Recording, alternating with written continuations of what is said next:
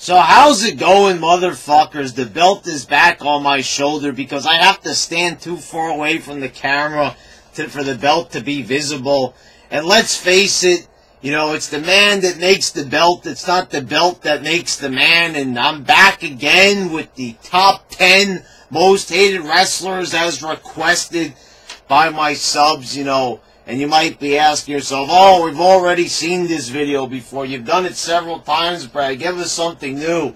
Well, it is kind of new because the thing is there's many things that have changed. You know, a year has gone by or so, or, you know, just about since the last video. And many things have changed since then. You know, other wrestlers have left. Some, you know, wrestlers have gotten a lot worse. Very few have improved, but, you know, let's get right into it. At number 10, I've got Peyton Royce and No Way Jose. Now, you might be asking yourselves, you know, these two are, you know, both on a different show. Why are they both at number 10? Well, because they're both new, so I'm cutting them a little bit of slack. You know, even though they've been in NXT for a long time, I mean, it's still... they're still viable, and they deserve to be on this list. It's just that there's so many other people on this list. I wanted to make sure that I put both on there. Now, if I had to pick one who's worse than the other, I probably would go with Peyton Royce because of the boo-hoo Charlotte, boo-hoo Charlotte, boo-hoo Charlotte. Stop!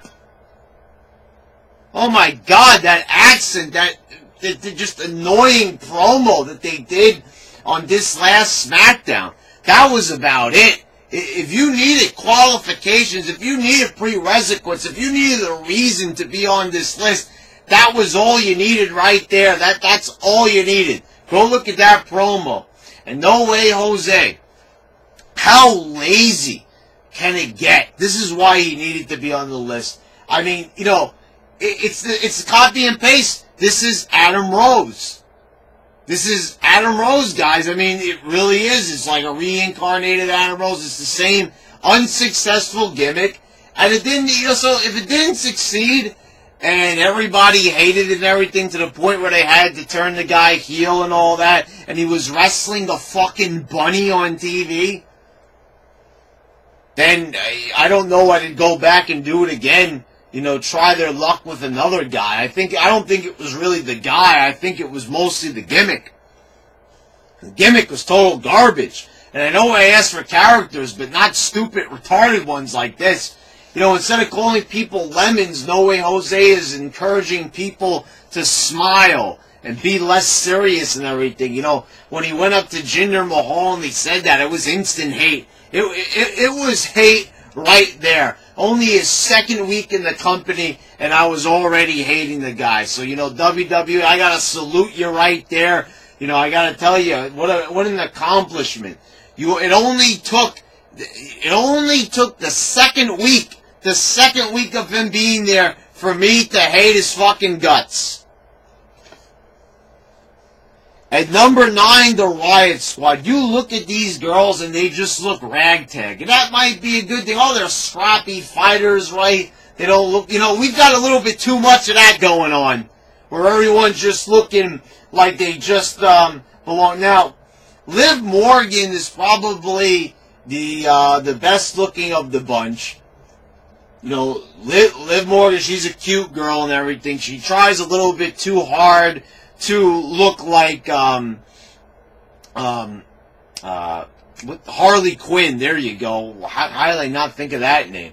It's kind of like what they were doing with Alexa Bliss at first, but at least when Alexa Bliss was doing the Harley Quinn thing on SmackDown back in 2016, you know, at least it was paying off well. But the only problem is, at least that Alexa could talk. Liv can't, so she's just kind of standing there with her fucking suspenders and everything, and we don't even know anything about her. Ruby Riott, I mean, this girl's unpleasant to look at, but you at least could say, all right, well, somebody brought up Luna Vachon. What about Luna Vachon, right? She was okay, but Luna knew how to cut a promo. Luna knew how to wrestle. this girl doesn't. Sarah Logan, I don't even know why she's there. What is her purpose? It's just, this is probably, and the other thing is what I said right from the start. Why does every girl have to be in a faction? Why does every girl have to be in a tag team when they come in? Peyton Royce and Billie Kay, Absolution, fucking Riot Squad. I mean, it never stops. Ember Moon shows up. She's in a tag match right away with Nia Jax. We're on SmackDown. We've got Carmella there. We've got Peyton Royce and Billie Kay. We've got Charlotte. We've got Asuka. We've got Becky Lynch. All in the same segment. There's too many things going on. I mean, there's way too many girls involved in the same segment. I mean, just focus on 2 girls. Like what they do with the guys. I know they have a hard time doing it with the guys too, but the thing is, just keep it to the 2. Remember when The Rock and Triple H could just have a feud and it just be them? You know, Stephanie might get involved, maybe Vince would get involved, but, you know, those were just other outside things. They weren't really other wrestlers, and just come on. I know that they mean well, probably, and they want to try to liven it up and try to get as many people as FaceTime as possible, but it's not working. You know, you guys got other problems at getting other people FaceTime. You need to start concentrating on these people as individuals. I mean, for God's sakes, what were you even doing on SmackDown with Randy Orton and Jeff Hardy coming out at basically the same time? What was that even about? At number 8, Naka Murphy. So this guy's not as low on the list because I kind of like where they're going with the heel turn, even though they're already fucking it up. You know, we have to just appreciate that they at least are trying to do something a little bit different with him here. And the thing is, as much as I don't like Naka Murphy, and I still don't like Naka Murphy, and I think this guy is overrated to fuck, it's not like this guy is really fucking bad. Like, let me get that straight. It's not like this guy's such a terrible wrestler I can't stand to watch him in the ring. It's not like he's like super green or anything. He don't really sell, but it's not like he's really that bad. It's more the fact that he's just overrated to fuck. That's why I give this guy such a hard time. Because he really isn't great or even good. He's like decent, passable. He's just basically like every other wrestler you see in Japan, so I don't know why they try to sell this guy as being unique and original. You take a look at New Japan and Old Japan, you'll see a whole bunch of guys that do the same type of fucking gyrations and bullshit like that. It's been going on for quite some time.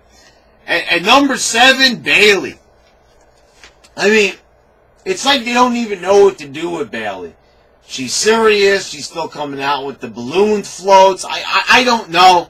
The ridiculous side ponytail. It was almost like they were trying to sell this character as being mentally challenged in NXT. And I'm not trying to be funny, by the way, guys. I actually really, really mean that. That's what it looks like to me. I mean, she looks like a girl trapped in the children's, she looks like a woman trapped in a child's body. I'm still not getting that phrase right. She's a child trapped in a woman's body. Holy shit, what's wrong with me? That's what I'm trying to say. She's like the female Pee Wee Herman, but Pee Wee Herman was entertaining and defined my childhood. She's just boring to me. And the gimmick is, I mean, I don't know how it was ever over. I could see it being over with little girls, but everybody else, I mean, you know, and they try to make it more serious, but it's like they're at this weird state of flux where they don't know what to do with her. And she's just kind of fighting Sasha in a weird feud where they're like trying to be friends, but they're not friends. They're brawling backstage, but then they're tagging again next week. At number 6, Sasha Banks. Well, this is just logical. So, guys, there was a point when I liked Sasha Banks, and then that mystique kind of faded away. Now, Sasha Banks ain't a bad worker. But the thing is about this girl is just, I can't stand her promos. You know, come to think of it, really, the girl doesn't sell at all in the ring, so I don't really like her there that much either. But, you know, this fucking thing, it's just, they don't build anything on her character. It's just this every time, and they've even gotten sick of her. You compare Sasha Banks to where she was with this company, say in 2016, where they had her, like, you know, in the Hell in the Cell with Charlotte, and they were like putting a lot of stock into her, and they were trading the belt back and forth. They're not interested in doing that anymore. She was at last year's Mania. She wasn't at this year's Mania. They had a bunch of girls at Mania, and she wasn't anywhere to be found. You know, they had both titles on the line, and Sasha Banks was not anywhere. So they pretty much had it with Sasha. And also Bayley. She was there last year, too. And if you notice, none of them are there now. They're all gone. They're not there, and for good reason. For good reason, because, you know, it's okay. It is the company's fault. They don't know how to keep these girls around. But it's like with everybody. They realize they made a mistake. They realize they put too much stock into these girls way too early. They didn't give them enough time to really settle in, to get over with the crowd. And they were over with the crowd. Sasha was over with the crowd. I would hear it when she'd come out. She'd get the biggest response out of all the other girls. But that wasn't long-lasting. It faded. You don't even hear anybody give a fuck when she comes out now. At number 5, New Day. When New Day first came out, you guys heard me in 2015, right?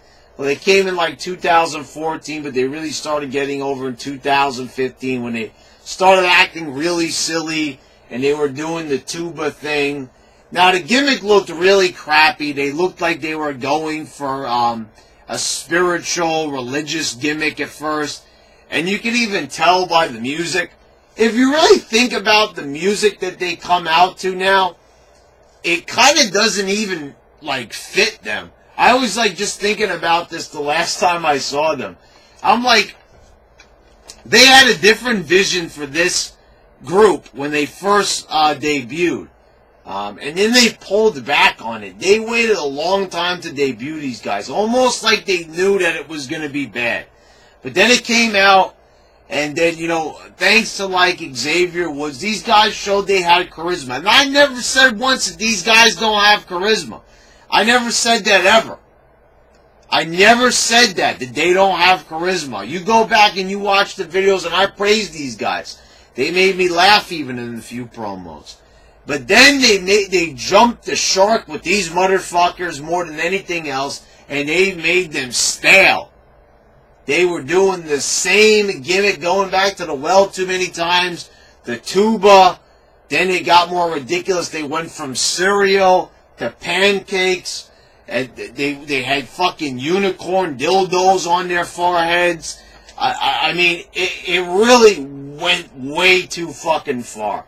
And now we're at a point where it's like 3 years later, almost 4 years later, and they're still doing the same shtick. I mean, I don't know what to tell you guys. I mean, what do you want me to say? I mean, this is just a point where someone's kind of just have to raise their hand and create and be like, okay, I think this has kind of run its course. I think that this is enough of this bullshit already. We've seen it way too many times. I mean, can we get something original already from these guys? They've been doing the same shit for way too long. W. I mean, it's just enough already. Enough with the hip gyrations. The pancake thing, I don't even know where that came from even. They never even explained it. I swear to God, to the best of my knowledge, I never know. They just one day started fucking coming out on one episode of SmackDown, throwing pancakes to the crowd for God knows whatever reason. There were midgets doing the worm, dressed up as fucking pancakes. There was fucking CGI, fucking holograms of pancakes at WrestleMania. I don't know. I don't know how they let it get this far. It's like almost like a long-running joke. How long can we keep these guys going The crowd is not even interested anymore. They might go along with the shtick, the smarks, but the rest of the crowd is just kind of tired. They're tired of doing the same thing over and over again. I mean, it came a time where almost with everybody, they stopped doing the shtick. You know, after people had a shtick for a while, they stopped it. They changed the gimmick. They broke the team up. And this is exactly what they need to do. It is time to break this team up. I know Stone Cold was saying that back in 2015, saying don't break the team up. Well, now they've been together for a few years. It's time to break the team up. And the reason why they put this team together in the first place is because these guys' careers were lagging. Because, you know, they didn't know what to do with them. And that's exactly what they do with everybody in the women's division. They do with everybody else. They don't know what to do with them. Right away, Drew McIntyre's back, guys. Hey, guys, right? Drew McIntyre's back. What do they do with him? Put him in a team right away with Ziggler. Does everybody have to be with a team? Everybody's got to have a partner. La, la, la, la. I've got a partner. I mean, like, come on, guys. It ain't a fucking square dance. I mean, I don't know what this is. It ain't a goddamn duet. Everybody needs to have a partner now in wrestling. I mean, everybody's in a tag team. Somehow the tag team division still sucks. But I mean, like, I'm just saying. Everybody's got to be grouped together. They feel that they're going to use one wrestler to get the other one over, and as a team, they're more effective individuals. And that might have been true for New Day. For a while, that did help them. These guys, you know, they were just... Xavier Woods was acting weird, you know. He was just this guy with a big afro, and they would talk about how he was going for his PhD. Kofi Kingston was just, you know, I don't even know what they were doing with him. Big E, they tried a bunch of different things. He wasn't getting over. Because I don't know how you can't get a guy that looks like Big E, big and muscular like that, and powerful over. It's, oh man, that's so hard. I mean, they don't know what they're doing. Basically, they just don't know what they're doing. So they put him in a team, and they put him in the team for way too long. They had so many opportunities, like after they got their asses kicked by the Usos, that should have been it. They should have broke up the team. Big E should have said, I'm fucking sick and tired of you goofballs. And just attacked them, and it would have been great. And I'm not saying that you still can't keep, like, Kofi and Xavier around, but, you know, I'm just saying it's time to break the team up, guys. It is the stalest act I've ever seen. And number 4, Kevin Owens. Now, I have said Kevin Owens is good on the mic, and I mean that. This guy does have a bit of character to him. It is just that he is so out of shape, and the way they book him on the show as a character, I don't like Kevin Owens in his direction. They have a way of making this guy so fucking oh, Brad, he's doing his job as a heel. No, you don't understand. You don't understand what it means to be a heel. Kurt Angle was a heel, and he was supposed to be annoying back in 2000, right? You know, and somehow people loved him, and I loved him. You know, you see what I'm saying? There's a difference there of having a quality heel. And you can still have the guy be annoying and detestable and all that. You can still like him from a character standpoint. I mean, like, you've got The Walking Dead, you've got Negan. The guy is an ass. He's a jerk. He's a murderer. He's manipulative. He's controlling. And yet I love him. He's my favorite character on the show. You see what I'm saying? Why is it that every time I see Kevin Owens come on my screen with Sami Zayn, who, by the way, is at number 3, so perfect segue. At number 3, Sami Zayn. So number 4 and number 3 are together, and I had to put them, you know, back to back in consecutive order there, in numeric order, because I just had to do it. I had to do it, guys, because they're there together, so I really just kind of hate them the same, basically. They both come out there, and I mean, every single fucking week, they're out there, they're doing the same fucking routine. They don't build on these guys' characters. We're supposed to respect them because they spent 15 years in the Indies. Nobody cares what they did in the Indies. Oh, Brad, obviously, people care. No. Where's the audience? Where are the new viewers? People care? Okay, I don't see any new viewers since Kevin Owens joined the roster. I mean, and it's only gotten worse and worse. These guys have had fucking 20 matches, 200 matches, 2,000 matches. They're fighting together. They're teaming up. I mean, I've just about had it. I can't take seeing these guys another 2 minutes on my TV screen. Unless you're going to do something new and refreshing with them, move the fuck on. Okay, so now at least it's on Raw. And what a lazy-ass storyline that was. Oh, and remember what it was? I believe what was the thing? Was it at, what pay-per-view did they have that at? Like, it was Clash of Champions or something like that? Where they even said to Kevin Owens and Sami Zayn, they were fighting for their jobs. And they even said to them, if you guys lose, don't think you're going to Raw and SmackDown. Because you're just going to leave. They ended up winning the match, so they still stayed on SmackDown. They made their lives a living hell.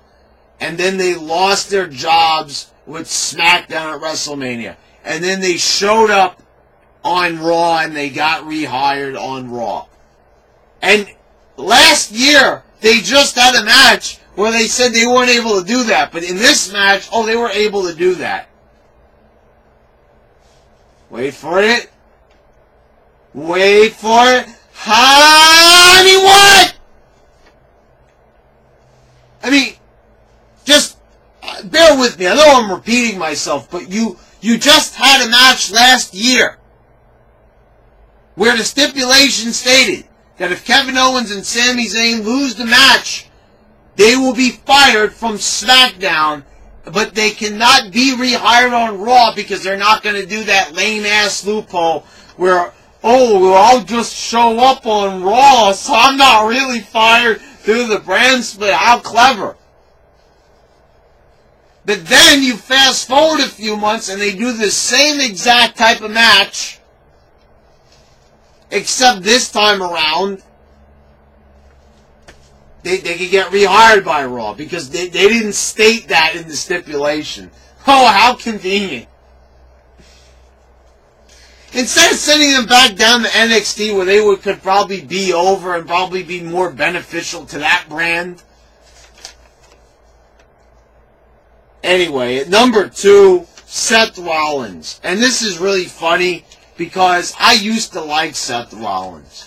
When he was a heel, they booked him terribly, but I gave the guy credit. I said he was trying the best he could. And he was more fun to watch. As a face, Seth Rollins has got to be one of the least fun to watch, one of the blandest baby faces. I don't know what it is. I don't know if it's they're scripting his promos really heavily. The fact, that he just doesn't know how to be a baby face.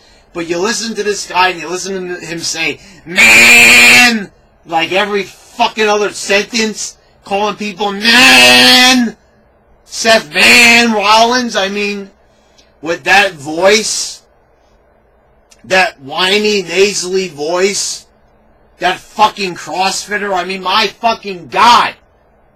I mean, and not only the fact that this man ended Sting's career. I mean, let's take a look back on.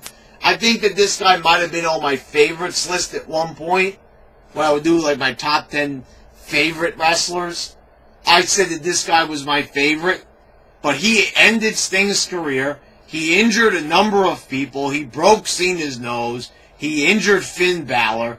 I mean, I don't know what more you want me to say, guys.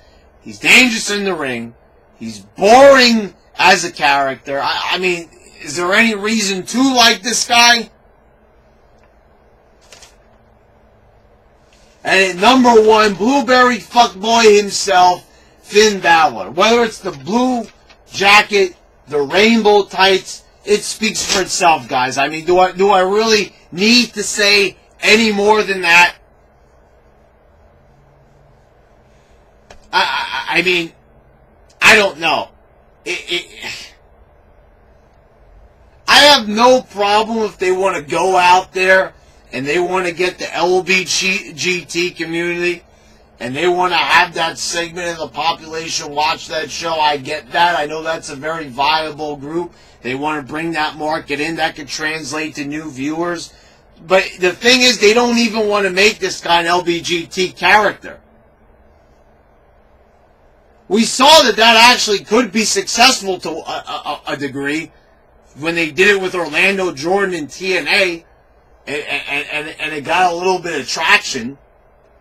We saw a cross-dressing wrestler already with Big Vito in SmackDown in 2006, and that gained popularity. So you saw there were things like that could get over, that were LBGT-ish.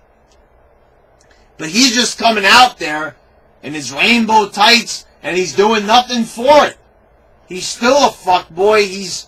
This guy has absolutely no character. It's funny because his alter ego has a character. And like I said, he's the Demon. Now, last time he was the Demon, I bashed him because I said, really, it's just Finn Balor wrestling. But at least you have that extra allure to him when he is the Demon. When he's just Finn Balor, I mean, this guy is just smiling Finn. That's all he is. Hey, hey, hey, hey, hey, hey, hey. No, the video's not skipping. That's how he is. I mean, Jesus Christ. I mean, what do you want me to say, guys? All these people suck. I know people are saying, what a wonderful roster, what a great roster. Okay, there's some good people on the roster. I said that. I like AJ Styles, Jinder Mahal, Jeff Hardy, Matt Hardy, Bray Wyatt, Randy Orton, John Cena. You got some good wrestlers on here. But you've also got a lot of people. I'm not saying these people can't be good. You just got to book them right. You got to write for them better. You got to come up with creative situations to make them endearing characters. You got to do something to make these people look like they're fucking worth a damn, because they suck the way they are right now. That's the worst of the worst. They're very bad. They're terrible. They're horrible. They're not fun to watch. They're not entertaining. They're not funny. They're not anything. They're garbage. That's all they fucking are. They're not worth the fucking damn to anybody. I mean, nobody cares. Nobody's watching the product. So it's like, why does it even fucking... why does it even pay to have these people out there? I mean, they suck. They suck. Well, there you go, guys. There's my top 10 most hated wrestlers in WWE right now. This has been your YWC champ, and I'm signing out.